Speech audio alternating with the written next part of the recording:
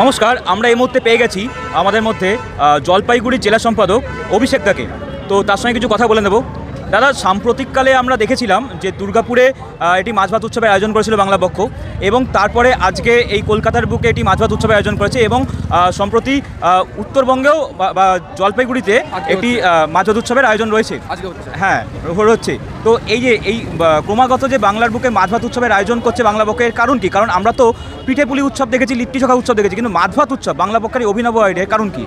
দেখুন, মাছ ভাত উৎসব এটা যেটা হচ্ছে করা, এটার আগে একটা প্রথম অধ্যায় বলি যে এটা আজকের দিনে কলকাতাতেও হচ্ছে, উত্তরবঙ্গেও হচ্ছে, আমার জেলাতে হচ্ছে, মানে বাগড়াকোট যেটা ওটা আমার জেলা, মালবাজার বিধানসভা আমার জেলাতে হচ্ছে, কিন্তু আমি এখানে, আমার জেলার প্রোগ্রাম হচ্ছে, আমি এখানে কেন? একটা বার্তা যেটা উত্তরবঙ্গ দক্ষিণবঙ্গ বলে কিছু হয় না, বঙ্গ একটাই, সেটা পশ্চিমবঙ্গ। তাই এই বঙ্গ ভাগ করে দিয়ে বাঙালিকে ভাগ করা যাবে না।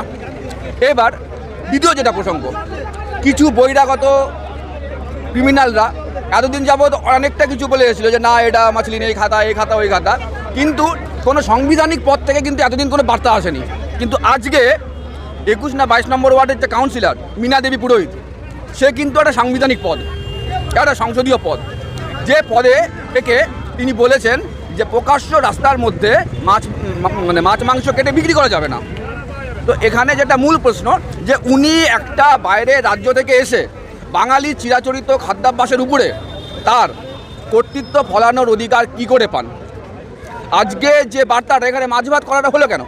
আজকে রোববারের দিন আমরা আমাদের প্রত্যেকের বাড়িতে থেকে মাংস ভাত বা মাছ ভাত বা যে যেরকম খেতে পারতো, আমি আজকে জলপাইগুড়িতে আমার বাড়িতে থাকতে পারতাম, এনেই ট্রেনের টিকিট কেটে এত টাকা খরচা করে এত দূর এসে এই উৎসবটা করার মানে বা বার্তা দুটো, এক, উত্তর দক্ষিণ আলাদা না, দুই, এই মাছ ভাত করে আমরা প্রমাণ করে দিয়ে গেলাম এবার থেকে এই আতুর ঘরে যখন হলো, এটা একটা বার্তা যে আজকে তোমরা যখন আমাদের উপরে আক্রমণ করেছো, আমাদের খাবার থালার উপরে যখন আক্রমণ করেছো, আমরা তোমার বাড়ির সামনে করলাম, দ্বিতীয়বার করলে ঘরের ভেতরে উৎসব হবে, আর সেদিনকে তোমার রান্নাঘর ব্যবহার করেই মাছ ভাত উৎসব হবে।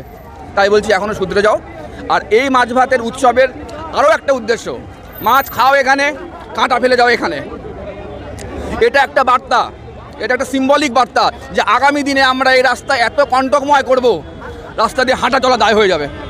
এটা তারই একটা ছোট্ট বার্তা আজকে আমরা দিয়ে গেলাম যে শুধরে যাও, মানে যেটা গড়গদা বলে সহজ পাঠ থাকতে থাকতে শিখে নাও, তা না হলে কঠিন পাঠ চালু হবে। এটা ছিল সহজ পাঠ। অনেক ধন্যবাদ। জয় বাংলা।